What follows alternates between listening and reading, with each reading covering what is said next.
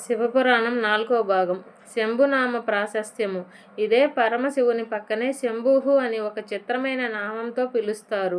శం అనగా నిరతిశయమైన సుఖము, భావయతి అనగా కల్పించేవాడు. ఒక వస్తువు మీ చేత అనుగ్రహింపబడినప్పుడు ఆ వస్తువు సుఖానుభూతిని మీరు పొందగలరు. వస్తువు ఉండడానికి, అది మీ అనుభూతిగా మారడానికి మధ్యలో చాలా తేడా ఉంటుంది. ఈ శక్తి మీ యందు నిలబెట్టేవాడు ఈశ్వరుడు. ద్రాపే అంధ సంస్పతే దరిద్ర నీలలోహిత అంటుంది రుద్రాధ్యాయం. సుఖమునకు కావలసిన వస్తువు ఉండడం వేరు, సుఖంగా బతకడం వేరు. ఒకడు కోటీశ్వరుడై ఉండి కూడా మిగిలిపోయిన చద్ది అన్నమును పులిసిపోయిన పెరుగుతో తింటాడు, కేవలం సుఖానుభవం కోసం కాదు. లోకములు 3 రకాలుగా ఉంటాయి. ఒక లోకము కేవలం సుఖదుఖములను అనుభవించడానికి ఉంటుంది. స్వర్గాది లోకములో దుఃఖస్పర్శ ఉండదు. మరొక లోకం ఉన్నది, అక్కడ సుఖం ఉన్నది ఉండదు. అది నరకలోకం. ఈ 2 లోకములు కాక సుఖము దుఃఖము రెండూ ఉన్న లోకం భూలోకం. ఇక్కడి నుండి మానవుడు పూర్ణ దుఃఖము కలిగిన లోకములోకైనా వెళ్ళవచ్చును, లేదా పూర్తి సుఖము కలిగిన లోకములోకైనా వెళ్ళవచ్చును. లౌకికంగా కోరుకుంటే స్వర్గమును కోరుకోవచ్చును. అక్కడికి వెళ్ళాలంటే పాపము చేయకుండా ఉండాలి. ఇది శంభవయితి, మంచి భావములను ఇచ్చుట. ఇది కలగడం అంత తేలిక కాదు. శివమహాపురాణం మీ జీవితమును సరిదిద్దుతుంది. మనం సాధారణంగా బ్రహ్మ మన లలాటం మీద రాసిన రాత ప్రకారం పనులు చేసేస్తూ ఉంటాము అని ఒక మాట అంటూ ఉంటాం. అది తప్పు. శాస్త్రం అలా ఉండమని చెప్పలేదు. తిలకధారణం అనే మాట ఎందుకు ఇచ్చారో తెలుసా? మీ ఆలోచన సరళిని మార్చుకొని గత జన్మలుగా తురుముకు వస్తున్న వాసనలను జయించడానికి, మీకు పార్వతీ పరమేశ్వరుల అనుగ్రహం కలగడానికే మీరు విభూతి లలాటమందు పెట్టుకొని బొట్టు తీసుకొని ఆజ్ఞాచక్రం మీద పెట్టుకుంటారు. ఇప్పుడు పార్వతీ పరమేశ్వరులు మీ లలాటమందు వసించి ఉన్నారు. లలాట లిఖితారేఖ పరమోత్తం నా శక్యతే. ఇది కదా సామాన్య సిద్ధాంతం. బ్రహ్మ రాసిన రాత మారదు, కానీ తిలకధారణ చేసి విభూతి పెట్టుకోగానే ఆలోచన సరళి యందు మార్పు వస్తుంది. సాత్విక ప్రవృత్తి ముఖములో కనపడిపోతుంది. ఆజ్ఞాచక్రం మీద బొట్టు అమ్మవారి అనుగ్రహం. అమ్మవారి అనుగ్రహం ఆజ్ఞాచక్రం మీద ప్రసరించడం మొదలవగానే మీ బుద్ధి యందు ఆలోచన మారుతుంది. తప్పుడు పనులను మానివేయాలనే భావన కలుగుతుంది. అందుకని మనస్సును జయించలేకపోతే ముందు శరీరమును అలంకృతం చేసి లోపల మనస్సును సంస్కరించడం దగ్గరకు వెళతారు. పెద్దలు ఇటువంటి ఆచారాలు ఏదో హాస్యాస్పదంగా పెట్టలేదు కనుక తిలకధారణ చేసి భస్మం పెట్టుకుంటే మీరు దుఃఖమును స్వీకరించి దుఃఖము నుండి బయటపడతారు. మనస్సుకు రజోగుణ తమోగుణ ప్రవృత్తి ఉండడం వలన మీ మనస్సు పాపపు ఆలోచనల వైపు తిరుగుతోంది. ఈ త్రిగుణములు మనస్సును సుఖములను అనుభవించమని ప్రోత్సహిస్తూ ఉంటాయి. భగవత్ సంబంధమైన ప్రవచనములను వినడానికి వెళ్ళడానికి బదులు లౌకికమైన కార్యక్రమములు మున్నగు వాటిని చూడమని ప్రోత్సహిస్తూ ఉంటాయి. మీరు ఉన్నతిని పొందకుండా బాధిస్తూ ఉంటాయి. సంసారంలో ఉండి తరించడం చాలా కష్టం. త్రిగుణముల నుండి బయటపడడానికే సంసారంలోనికి ప్రవేశించి సుఖములను అనుభవించి, ఈ సుఖములు కావు, నిజమైన సుఖము ఈశ్వరుడి అనే లక్షణమును ఏర్పరచుకొని వైరాగ్య సంపత్తిని పెంపొందించుకోవడం. దాని వలన ఇంద్రియములు మనస్సు చలించని స్థితికి వెళతాడు. ఇంద్రియములను గెలవడం కాదు, మనస్సు కలవడానికి స్థితికి పూర్ణ వైరాగ్యం అని పేరు.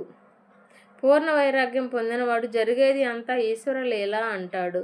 అంత వైరాగ్యం రావడం కూడా ఈశ్వర అనుగ్రహమే.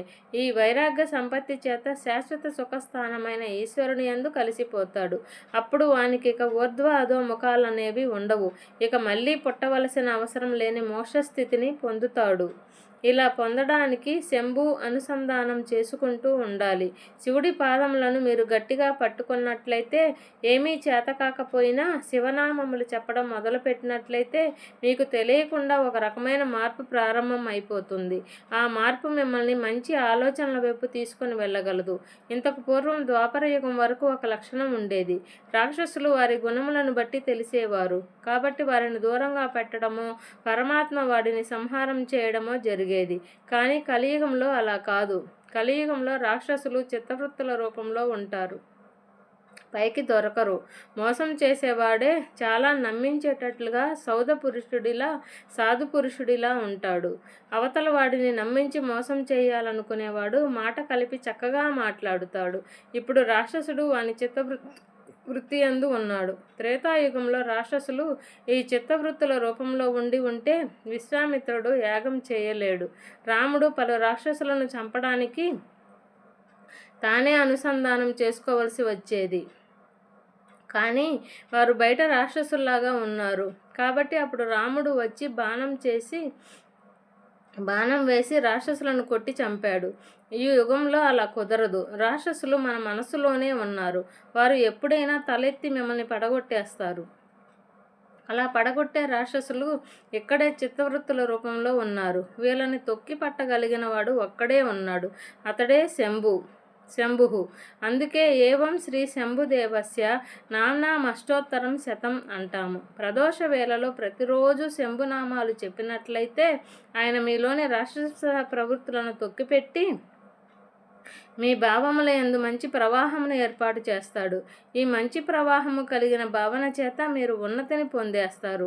శంభునామమును పట్టుకొని శంభుని అనుగ్రహమును పొందిన వాని స్థితి ఎలా ఉంటుందో మనం రుద్రపశుపతి నాయనారు చరిత్ర చదివితే తెలుస్తుంది. రుద్రపశుపతి నాయనారు 60 మంది నాయనార్లలో రుద్రపశుపతి నాయనారు ఒకరు. సన్యాసి కూడా రుద్రం చదవాలి.